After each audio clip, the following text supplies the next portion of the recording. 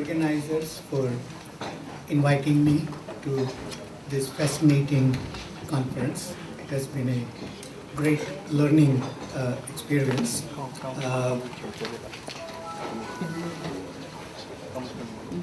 The topic that has been assigned to me is about financing social protection in developing Asia now and in the future.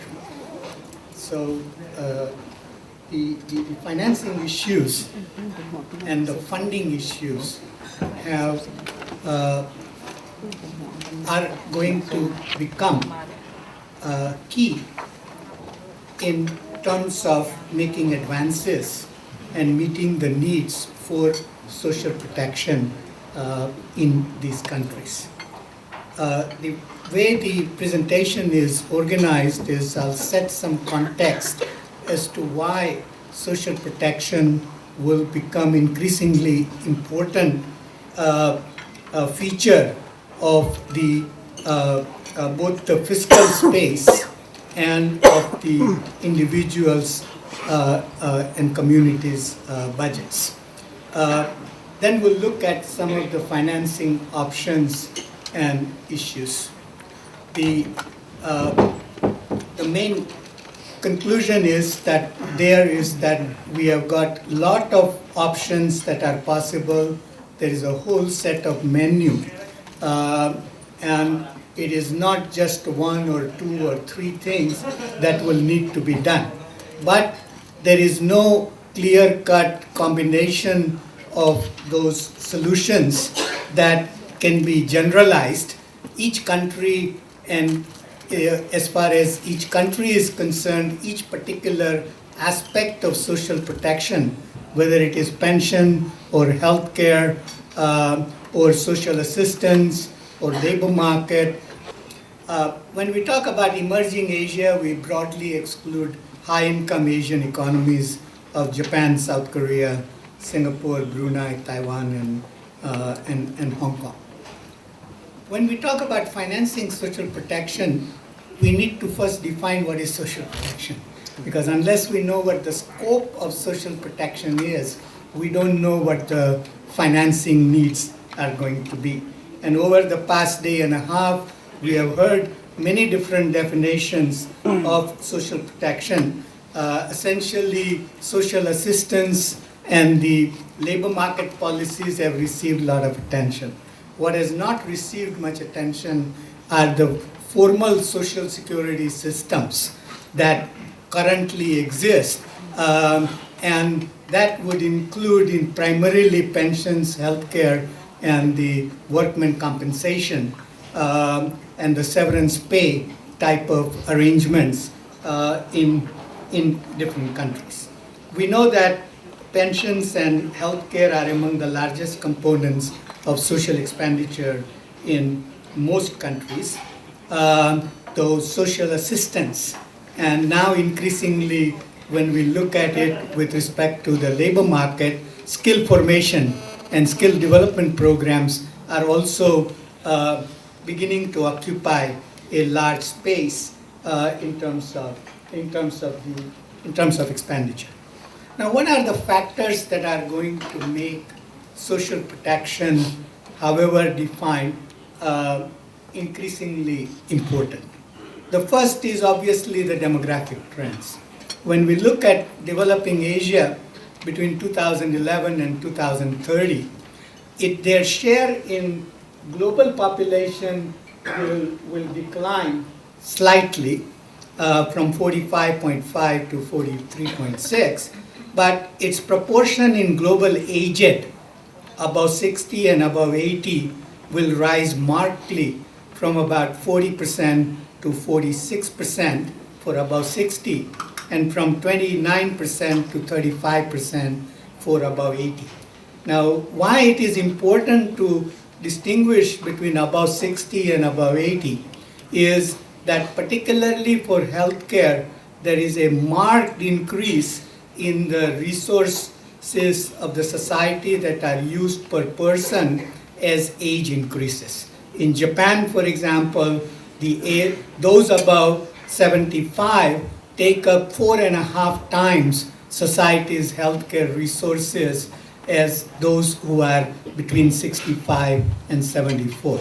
So that aging in terms of the 80 plus is going to be quite important. This implies that more rapid pace of aging will occur in developing Asia than for the world as a whole. And if there is going to be more rapid pace of aging, that also implies that the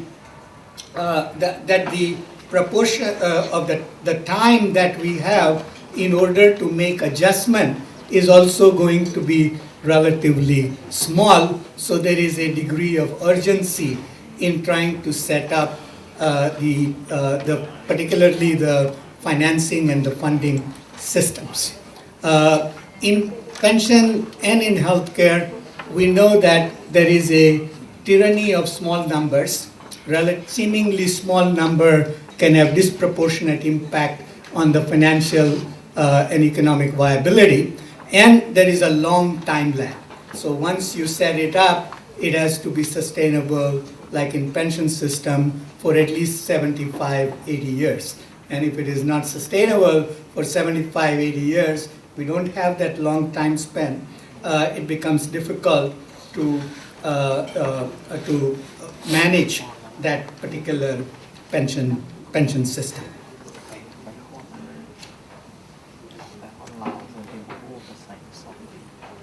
One of the characteristics in developing Asia is that it has got among the three largest populated countries, China, India, Indonesia. And there are other countries like Bangladesh and Pakistan, which also have fairly large populations.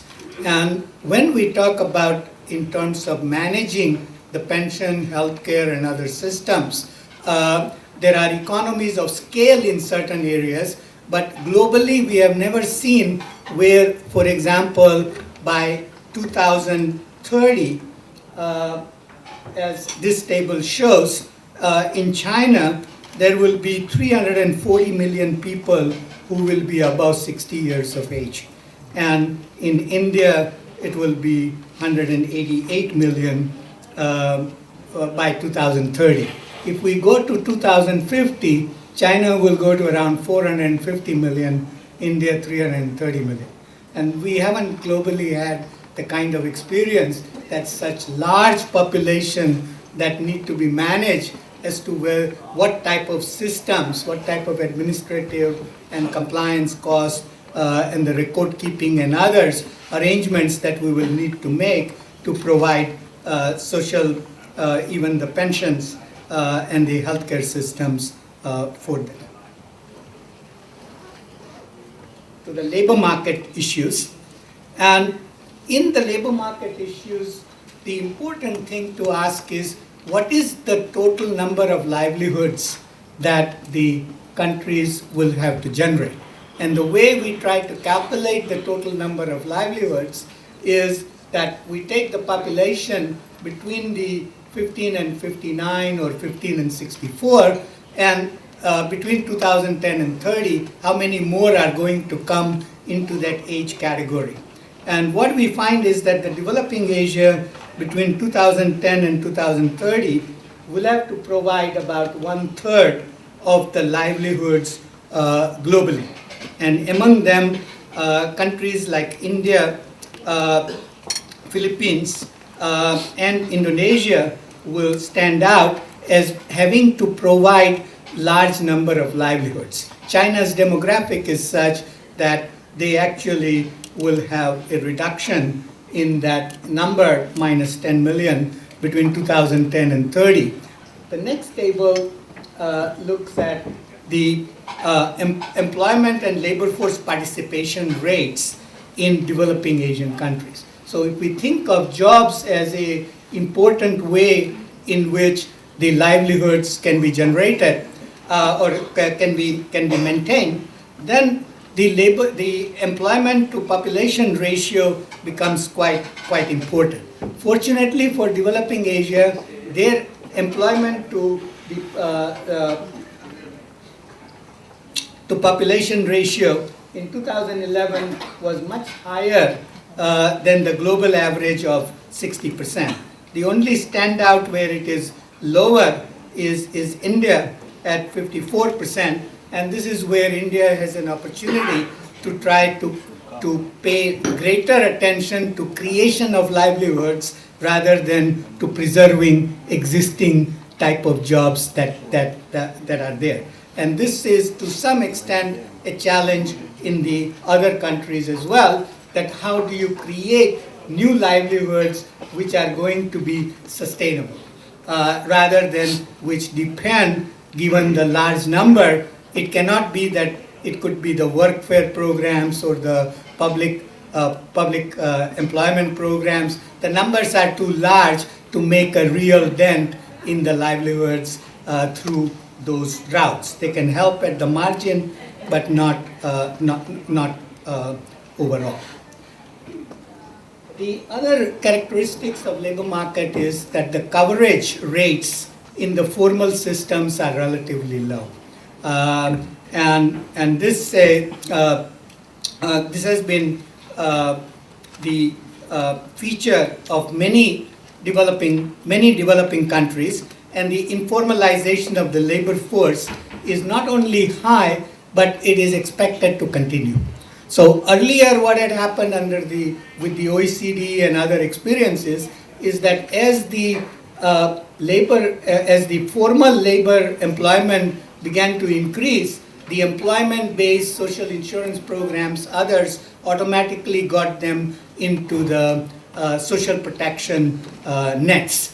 But this is not likely to happen. Even today, 30% of Japan's labor force is in the contractual type of work with not enough pension and healthcare benefits. So now we have to find some other ways in which to extend coverage rather than just the employment-based contributory schemes. Developing Asia has set up a fairly elaborate set of formal social security institutions that will be consistent with ILO's five-fold classification of old age, healthcare, maternity, and so on, except unemployment, which is not there in developing Asia. But the coverage does not mean that the benefits are adequate or that the risk mitigation is adequate. So the developing Asia's challenge will be that not only the coverage will have to be expanded from the current around 25% or so of the labor force to a much larger proportion, but also the risk mitigation and the adequacy of benefits will have to be much higher than before.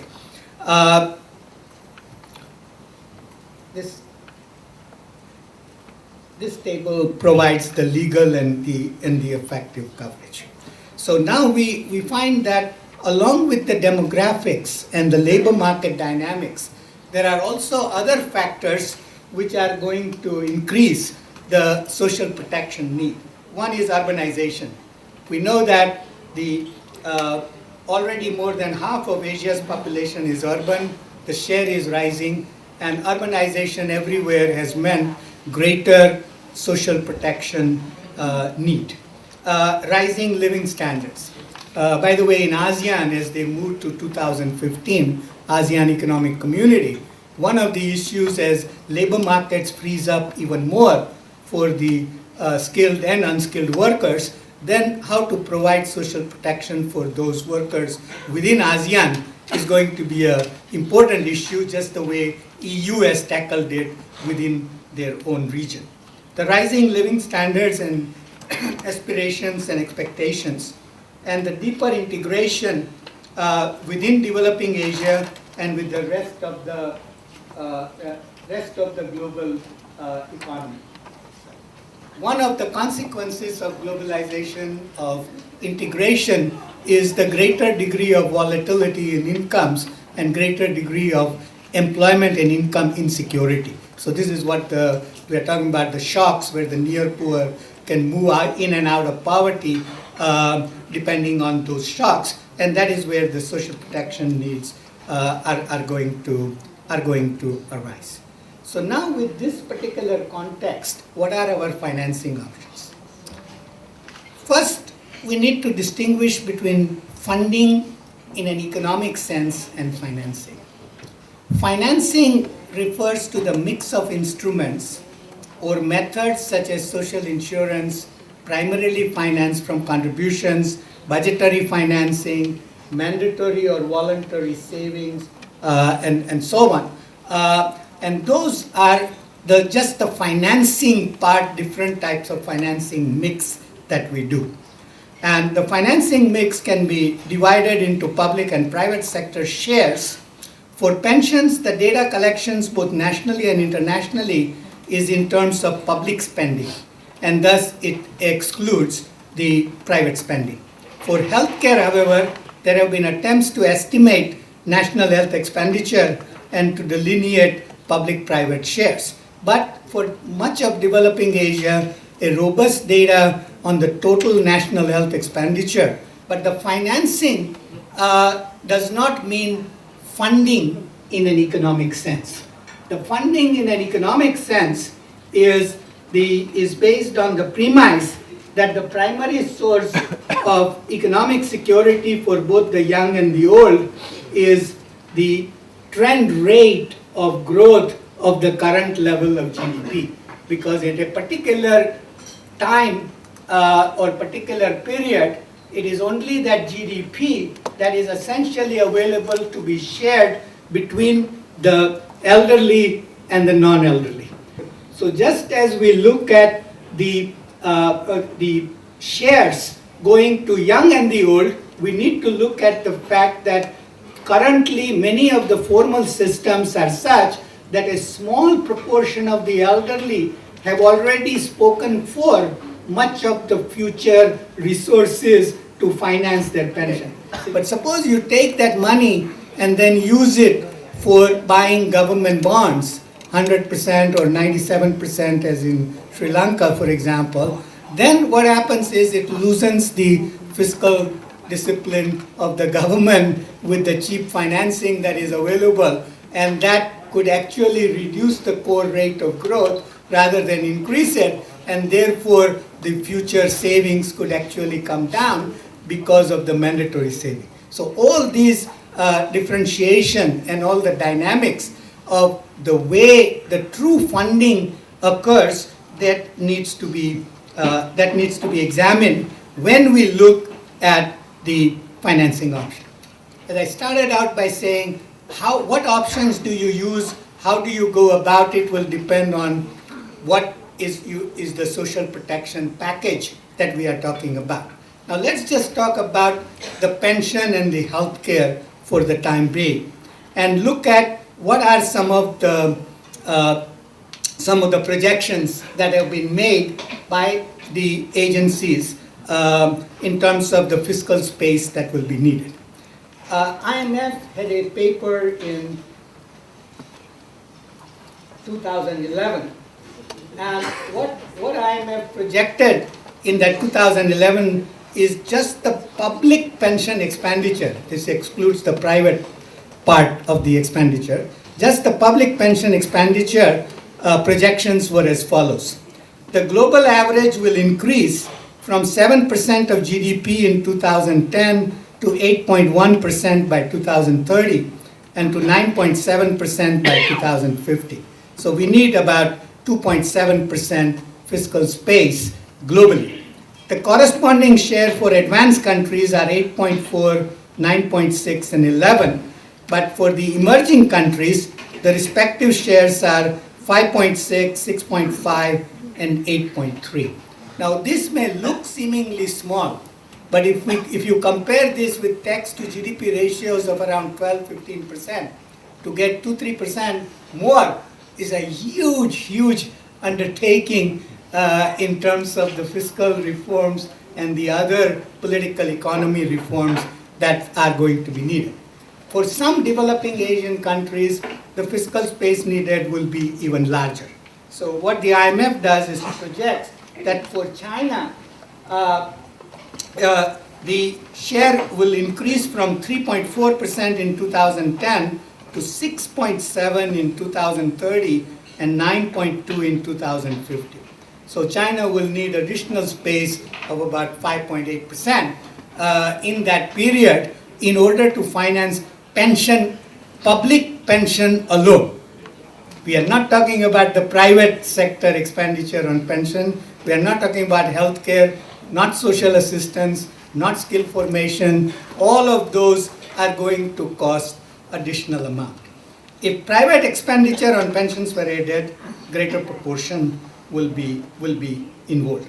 Now this is given the low coverage of population, budgetary finance, non-contributory social pensions, resource tested or universal, as we have been discussing, are increasingly advocated.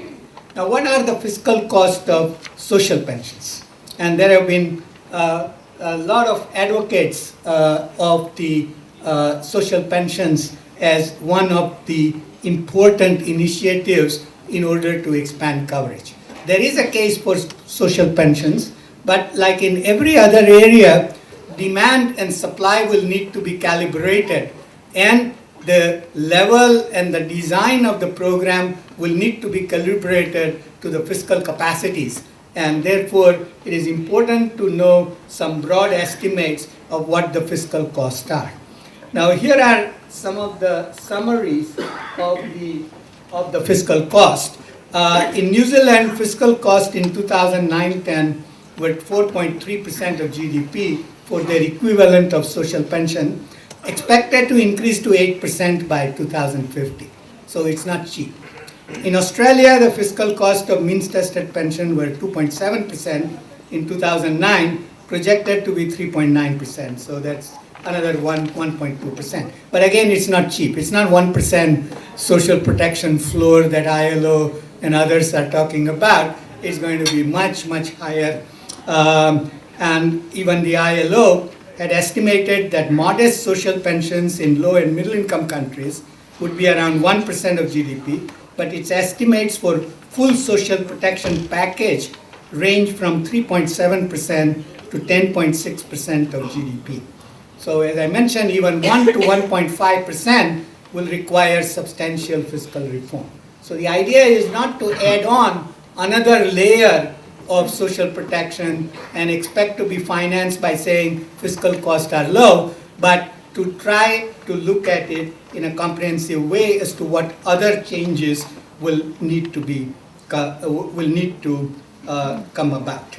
Now let me finally turn to the avenues, and right now I'll just list what those avenues are. There are 9 avenues, but let me preface them by saying that, like in many other areas, there is no alternative to greater professionalisms in the way we design, implement, finance, and fund social protection systems. So there is scope for economic resource savings through greater professionalism in all the pension, healthcare, and other areas. Now let me give one example. Administrative and compliance costs in many countries are fairly high. In the Philippines, SSS, Social Security System, the administrative cost alone are between 7 to 9% of contributions. In Malaysia, there are 3%. In many countries, the health system is governed by 5-6 different ministries. We saw the number of social protection programs and so on. So the way the resources that are going, economic resources that are going in the design, implementation of this program, lack of policy coherence, lack of coordination, and we talk about the difficulties in bringing those about, that without moving to professionalism and systemic perspective in those areas, we cannot free up the kind of resources that are needed. The 2004 SJSN law in Indonesia, we know as insufficient clarity on financing benefits and so on. and does not adequately address needs for appropriate organizational incentive structures, generating a lot of fiscal contingent liability and fiscal risk. As a matter of fact, many of the schemes in developing Asia are actuarially generating huge amounts of contingent liabilities and fiscal risk which are not taken into account in the cash accounting based government budgetary systems. Second, enhancing competence to generate resources from unconventional sources such as utilizing state assets, including land, property rights, such as airspace, oil and mining resources, more completely, more competently, and more productively. So the reforms are not, or the resources are not going to come from increasing just the contribution rates. Many countries, contribution rates are already too high. China, it is 40%. In India, it is 36%. Malaysia, it is 27%. In Vietnam, it is 30%. Some countries like Indonesia, it is low, they can increase it, but many countries are not going to be able to increase the contribution rates. So unconventional sources which have often been neglected, partly again because of the accounting, cash accounting does not provide balance sheets, so there is no asset registry and there is no proper utilization of airspace and other assets that are needed. Exploring better coordination among and between pension and healthcare sectors for resource savings and for greater policy coherence. Sixth, financial innovations, particularly in the payout phase. Because when you look at the individual and what are the risks that they face in old age, one is longevity. We all know we are going to die one day. We don't know where, when, and how. And so we want the resources to last until death, and that longevity risk needs to be addressed. There's an inflation risk. A pension amount or an annuity amount in nominal terms at time of retirement asymptotically declines by rate of inflation if it is not indexed. And there is a survivor's benefits because of the women's lower labor force participation. They need protection towards the end. So what is the financial innovation? How do we reduce delivery of services? The World Economic Forum, I'm a member of that team, is trying to, there's a meeting next week in London of the World Economic Forum to try to address some of these issues on what the financial industry can do to provide innovations to try to reduce transaction cost. So transaction cost reduction in service delivery, better risk sharing between insurance companies, the individual, and the government will be needed. We know that in developing Asia, the individuals and households will need to bear a greater proportion of increased share devoted to old age financing. So what do they need? They need a secure and stable policy and regulatory environment for long-term savings by the individuals, including tax arrangements and so on. With increased longevity, healthcare costs will acquire greater significance.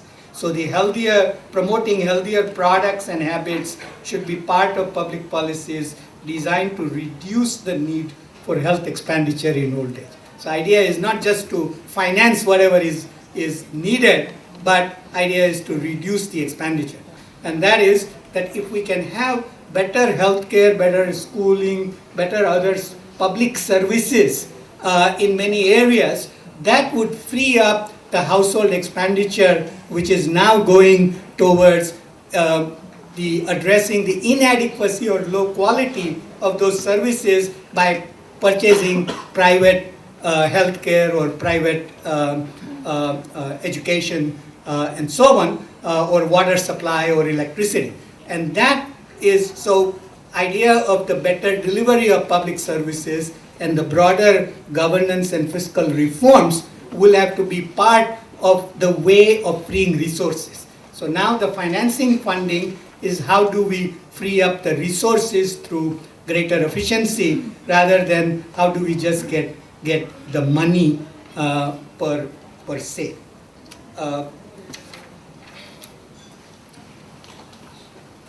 Let me let me just make a couple of final concluding remarks.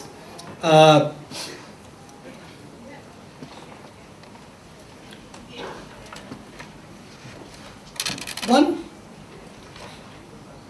of the points that is usually mentioned is that, oh, the fiscal space is there because the conventional tax to GDP ratios are low. But those conventional tax to GDP ratios are understated. I had one of my students go to Jakarta, to Bangalore in India, and to one of the other cities in Asia.